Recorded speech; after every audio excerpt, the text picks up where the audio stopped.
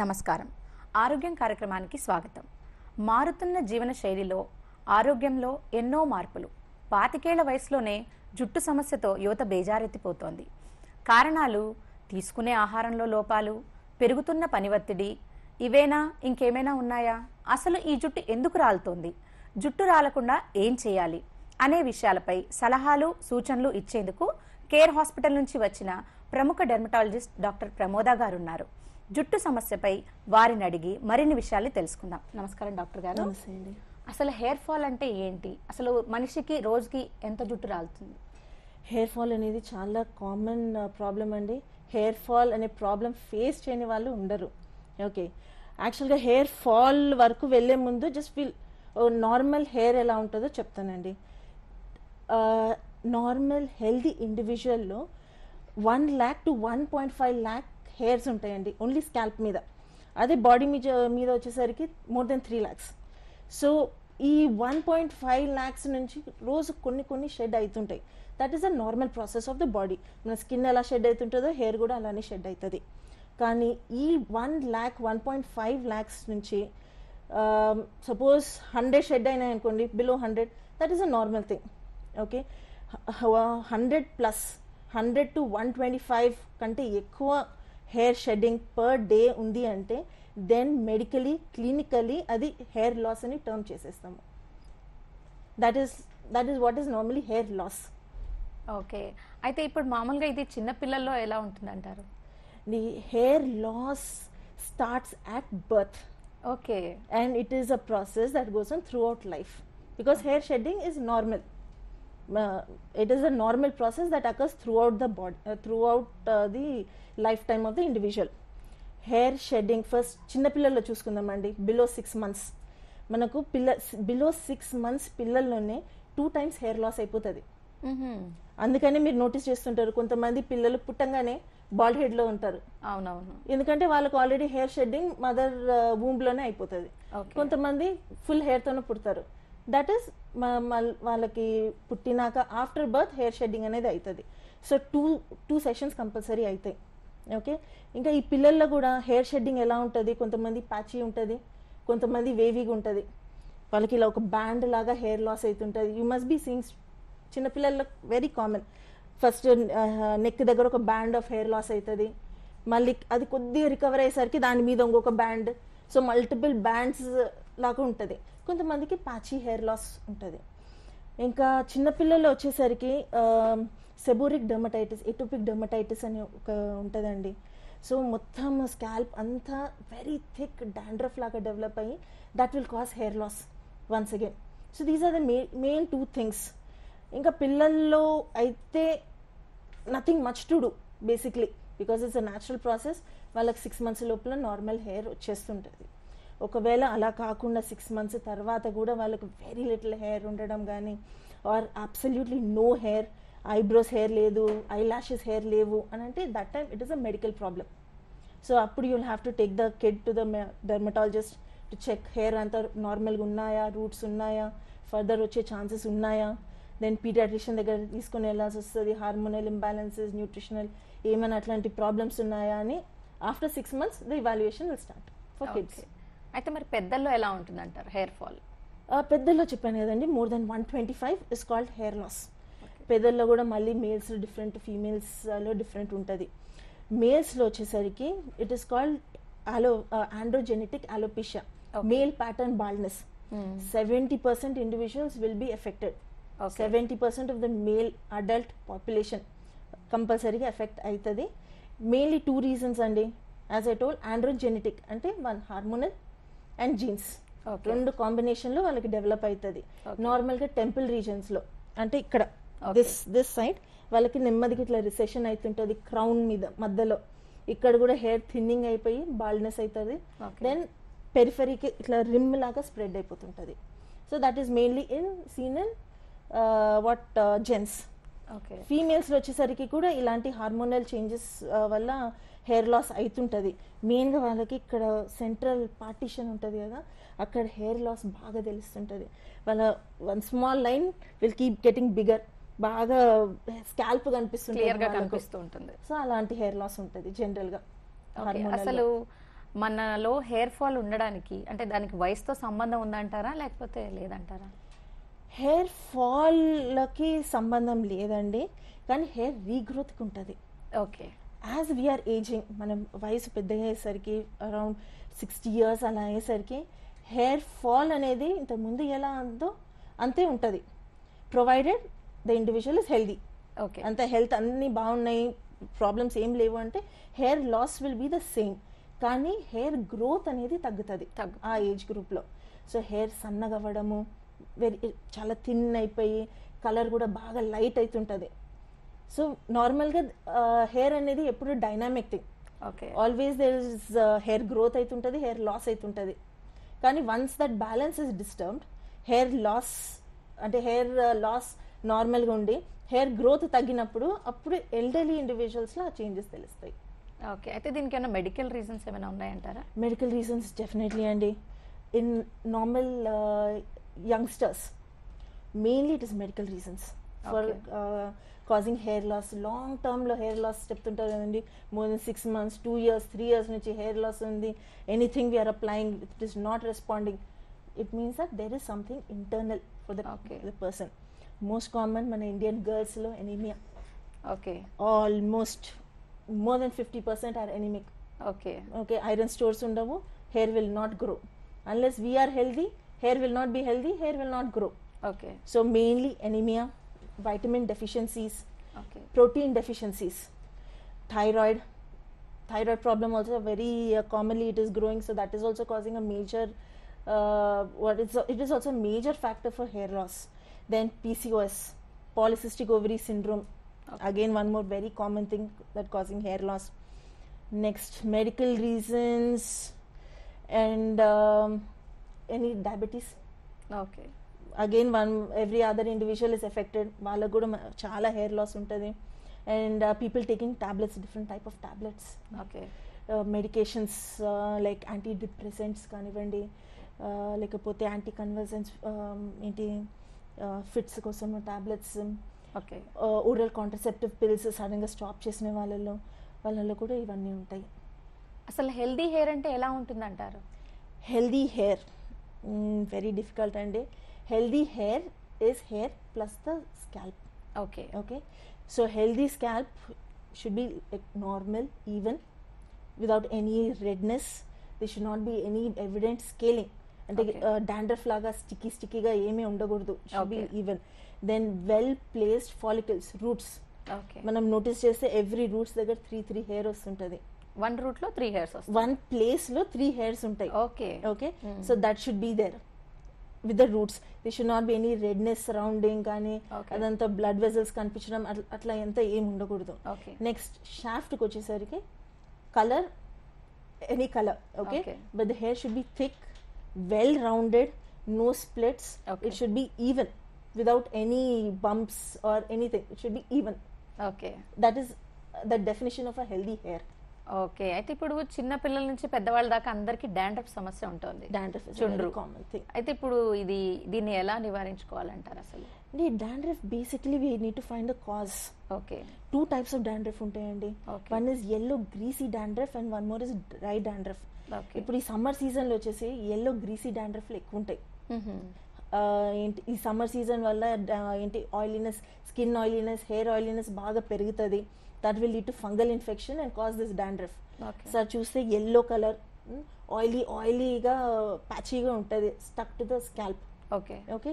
So దానికి just normal frequent mild షాంపూస్తోనే hair wash, ketoconazole creams, అదే యాంటీ ఫంగల్ క్రీమ్స్, షాంపూస్ అవి వాడితే అవి కంట్రోల్ అవుతాయి. అదే వింటర్ సీజన్లో వచ్చేసి dry dandruff because of lack of moisturiser for the scalp basically. Okay. So that will cause a lot of itching and then you'll scratch and that will lead to hair breakage. అయితే ఇప్పుడు ఈ dandruff ని ఎలా control చేయాలంటారు మరి? Dandruff అదేంటి frequent washing of the hair. Okay. Using an anti fungal shampoo. Frequent washing అంటే at least once in every 2 days. Okay, once in every 2 days. And summer season లో just decrease the oil that is being applied because oily scalp కదా main reason. అయితే summer లో oil తక్కువ పెట్టుకోవాలండి dandruff ఉన్నవాళ్ళు. yes. Okay. అయితే ఇప్పుడు dandruff ఉన్నవాళ్ళు మామూలుగా అసలు డాండ్రఫ్ ఎందుకు వస్తుంది అంటారు? Dandruff is because of excess oiliness అండి ఆఫ్ స్కాల్ప్. ఓకే, ఆయిల్ ఎక్కువగా ఉంటే స్కాల్ప్ లో డాండ్రఫ్ స్కాల్ప్ లో ఫంగల్ ఇన్ఫెక్షన్స్ కూడా ఎక్కువ కామన్ అయ్యి, సో రెండు కాంబినేషన్ వల్ల డాండ్రఫ్ వస్తుంది. Okay, so now we cannot do anything much about the oil that is secreted from body. Okay, అంతే. సో బయట నుంచి వచ్చే excess oil we need to stop and we have to treat the fungal infection. So దానికోసం food లో కూడా changes తెచ్చుకోవాలి కదండి? Food not necessary అండి, it will not matter so much with food. Okay, ఇప్పుడు డాండ్రఫ్ ఉన్న వాళ్ళు మామూలుగా మీరు ఏదో షాంపూ చెప్పారు, అది ఇప్పుడు anti fungal shampoo. Anti fungal shampoo అంటే నార్మల్ గా మనకి మార్కెట్ లో చాలా వెరైటీ షాంపూస్ ఉంటున్నాయి, సో అవి వాడినా పర్వాలేదు అంటారా, లేకపోతే ఇదైతే చాలా బెటర్ అంటారా? Medicated shampoos are different. Over the counter కూడా కానీ medicated shampoos, separate anti fungal shampoos దొరుకుతాయండి. Okay, prefer that you stick to the anti fungal shampoos okay, instead of the normal OTC brands. Madam, hair fall మనం hair dryers వాడితే hair fall అవుతుంది అంటారు కదా, అది ఎంతవరకు కరెక్ట్ అంటారు? That is very true అండి. Hair excessive use of hair dryers will lead to hair fall. Okay, but more than hair fall it will lead to hair breakage. Roots దగ్గర నుంచి కాదు, కానీ ఇది షాఫ్ట్ ఆ బ్లాక్ పార్ట్ ఉంటుంది చూసారా, అక్కడ నుంచి బ్రేకేజ్ అవుతుంది. Okay, because of heavy wind that is coming, the high heat intensity, దాంతోన హెయిర్ బాగా డ్యామేజ్ అయ్యి it will break in the middle. So అక్కడ నుంచి we think that it is actually hair loss. Okay, actually ఇప్పుడు చాలా మంది hair straightening చేయించుకుంటున్నారు, hair curls చేయించుకుంటున్నారు, ఇది ఎంతవరకు మంచిది అంటారు హెయిర్ కి? అంటే hair should be left in its normal form ideally. Curly hair ఉంటే curly hair is good, straight hair ఉంటే straight hair is good, because it is in the healthy way. In that way whatever we do after that is damage to the hair. Okay, suppose now we do curling, hair curling, hair straightening చేసుకున్నాం అనుకోండి, all the bonds between all the hair కదా, అది లోపల ఉండే chemical structure destroy చేసి మళ్ళీ fresh structure will be taking. So at least 15% of the bonds are not formed properly. Okay, so definitely cuticle damage అవుతుంది, hair shaft damage అవుతుంది, split ends, dryness అవన్నీ చాలా ఫ్రీక్వెంట్ అవుతుంటాయి. So that kind of hair will require special care.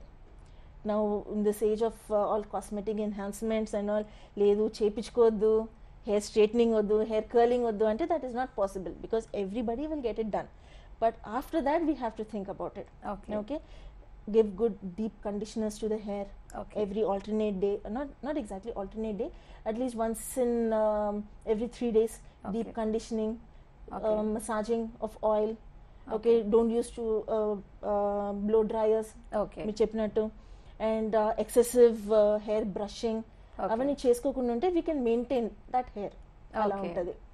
Okay, అయితే ఇప్పుడు మామూలుగా ladies లో అంటారు కదా డెలివరీ తర్వాత హెయిర్ లాస్ ఉంటుందని. ఎస్ అండి, actually what happens in pregnancy is, మనకు in pregnancy nutrition levels high అవుతాయి. Mother takes good amount of food, calcium supplements, folic acid supplements, iron supplements అన్నీ తీసుకుంటారు. ఈస్ట్రోజన్స్ కూడా బాగా పెరుగుతాయి బ్లడ్లో. సో హెయిర్ గ్రోత్ అనేది చాలా బాగుంటుంది. హెయిర్ గ్రోత్ పెరుగుతుంది, హెయిర్ లాస్ కూడా తగ్గుతుంది. సో బాగా థిక్ లస్ట్రస్ ఏంటి బ్లాక్ హెయిర్, లాంగ్ హెయిర్ అట్లా కనిపిస్తుంది. కానీ చైల్డ్ బర్త్ తర్వాత ఇవి అన్ని బాడీలోంచి న్యూట్రియంట్స్, ఈస్ట్రోజన్ అన్నీ తగ్గుతాయి. So after 2 to 3 months the hair loss will start. Okay. Around 60% of the hair will shed at that time. Okay, so it is a natural thing, we cannot stop it. Okay, 60% shed ayyi కానీ 100% replace అయిపోతాయి. Okay, so there is nothing to panic over there. It's a natural process, just leave it like that only. But what we can do is we can give biotin supplements, some little extra care to help regrowth కొద్ది తొందరగా faster అవ్వని, regrowth faster అవ్వనిక we can give some help. So again hair shedding, hair regrowth balance అయిపోతుంది. Instead of the mother panicking, అరే delivery అయిపోయింది hair loss అవుతుంది అని. Normally 3 to 9 months ఉంటుంది hair loss. After that it will settle down. Okay, normalise అయిపోతుంది hair loss. Okay, అసలు normal people కంటే delivery లేడీస్కే కాకుండా లేడీస్ జెంట్స్ అందరికీ కూడా హెయిర్ ఫాల్ ఉంటుంది కదా, వాళ్ళు అసలు ఎలాంటి జాగ్రత్తలు తీసుకోవాలంటారు? Now you are developing hair fall అంటే there is some problem. Okay, అందుకని you are developing the hair fall. First identify the problem. ఏమైనా ఎక్కువ ఫిజికల్ స్ట్రెస్ ఉందా, మెంటల్ టెన్షన్స్ ఎక్కువ ఉన్నాయా, ఓకే డైట్స్ ఏమైనా ఆల్టర్ అవుతుందా, డైట్ కరెక్ట్గా తీసుకుంటున్నారా, స్లీప్ ప్రాపర్గా ఉందా, okay okay all these small things in life they effect hair a lot. Each and everything will yes, each and everything will affect the hair a lot. Even too much of sun exposure will cause hair loss. Okay Okay, even such small things will affect the hair. Okay So once everything is proper, then you have to see, okay okay, what is the internal problem. Thyroid levels correct గా ఉన్నాయా, sugars correct గా ఉన్నాయా, iron levels stores correct గా ఉన్నాయా, folic acid, B complexes, calcium అవన్నీ correct తీసుకుంటున్నామా, are we healthy both physically and mentally అన్నీ assess చేసుకున్నాక దెన్ లేదు నో ప్రాబ్లమ్ ఇస్ దేర్ అంటే then all small things will be into effect అండి. Always use a very mild shampoo for washing the hair. Okay ఎక్కువ strong shampoo తీసి every day washing will damage the hair definitely. Okay next little oil every day light massage. Okay Oil will not promote the hair, but it acts as a conditioner. Okay So little massage every day in the night time, okay and not combing it too harshly. Okay ఇవన్నీ small ఇవి తీసుకుంటుంటే hair fall చాలా మటుకు control అవుతుంది. Okay అసలు long hair ఉండాలి అంటే కావాలి అని అందరికీ ఉంటుంది, అందరి కోరిక.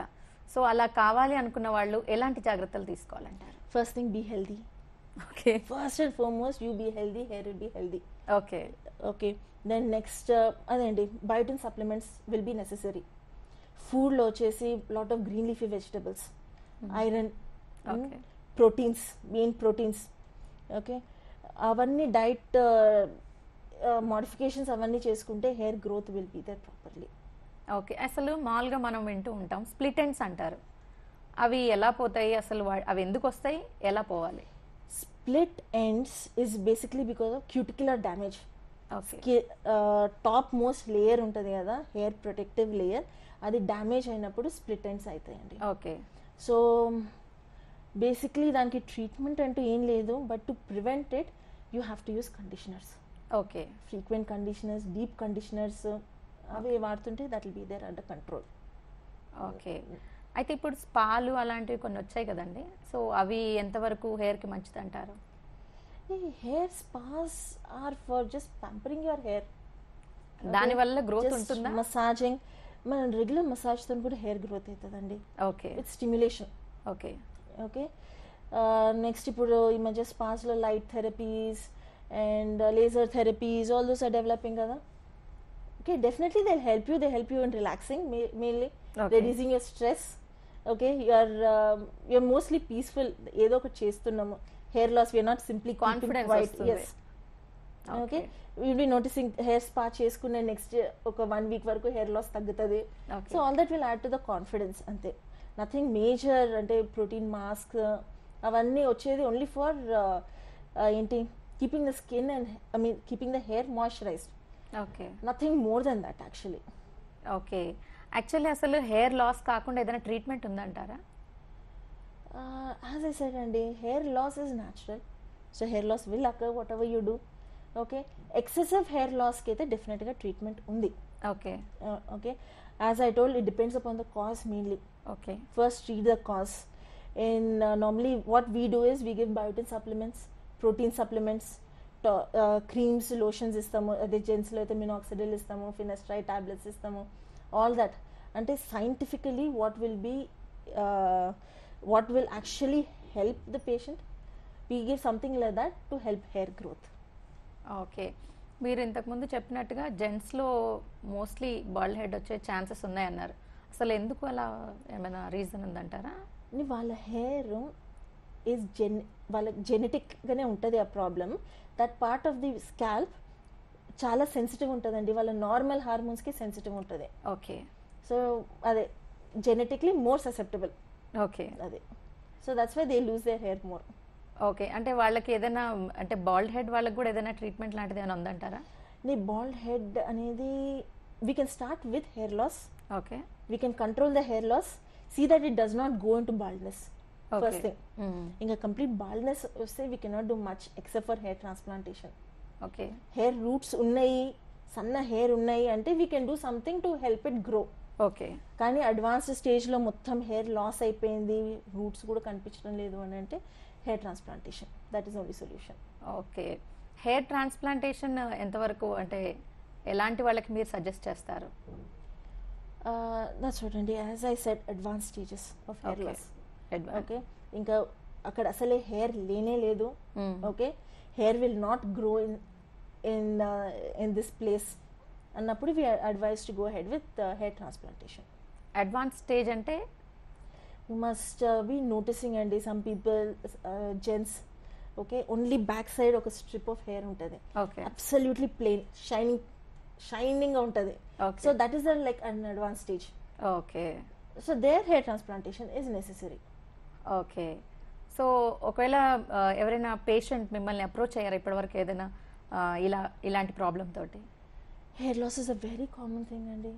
Hair transplantation Hair transplantation, yes. Hair transplantation, yes. They go ahead. It's a very common thing nowadays. అయితే ఇంకొక క్వశ్చన్ ఏంటంటే, కండిషనర్ని స్కాల్ప్కి పెడితే డాండ్రఫ్ వస్తుంది అని అంటున్నారు, అది ఎంతవరకు కరెక్ట్ అంటారు? Conditioner is not supposed to be used on the scalp. Okay Only hair, black part ke adi apply cheyali. Okay Because dandruff, చెప్పినాను కదండి, dandruff is because of excess oil and fungal infection. మళ్ళీ conditioner apply చేస్తే అది oil application లాగానే ఉంటుంది. So definitely they will increase. Okay, conditioner ఎప్పుడు hair tips, hair black part, okay, at least you should leave 1 finger breadth, should not let it touch the roots. Okay, అలా చేస్తేనే the best advantage will get out of a conditioner. Okay. అంటే ఇప్పుడు మనం conditioner వాడేటప్పుడు ఒక inch gap ఇచ్చేసేసి మిగతా hair అంతా పెట్టుకోవాలి. ఎస్. ఇప్పుడు మామూలుగా దీంతో పాటు మనకి ఏంటంటే మోస్ట్లీ మనం చూసేది స్ప్లిట్ ఎండ్స్ అంటారు. ఆ స్ప్లిట్ ఎండ్స్ ని మామూలుగా వెళ్ళి కట్ చేయించేసుకుంటూ ఉంటారు చాలా మంది, అది కరెక్టేనంటారా లేకపోతే? ఎస్ అండి, because split ends they will not reattach on their own. అదే. Okay, plus they have the tendency to extend. Okay, so it's best to get it cut and then apply moisturizer to see that further split ends don't come. And take good protein supplements. అవి తీసుకుంటే ఇంకా split ends will be under control. Okay. అయితే ఇప్పుడు జుట్టు రాలే సమస్య ఉన్న వాళ్ళకి వాళ్ళ డైట్, ఎలాంటి డైట్ తీసుకుని ఇంప్రూవ్ చేసుకోవాలంటారు వాళ్ళు? డైట్ అంటే ఫస్ట్ అండ్ ఫార్మోస్ట్ ప్రోటీన్స్ మన డైట్లో normally 1 gram per kg body weight per day ఉండాలి. That is a minimum requirement for the body to be healthy. And once body is healthy, hair will be healthy. Next, green leafy vegetables, antioxidants, okay, fruits, mainly green leafy vegetables, and at least I stress a lot on green leafy vegetables, on sprouts, on milk, and that's what something to enhance the proteins and for the body. Then iron supplements, calcium, zinc, then antioxidants, tomatoes, beetroots, అవన్నీ ఎక్కువ తీసుకుంటుండాలి for hair development and hair growth.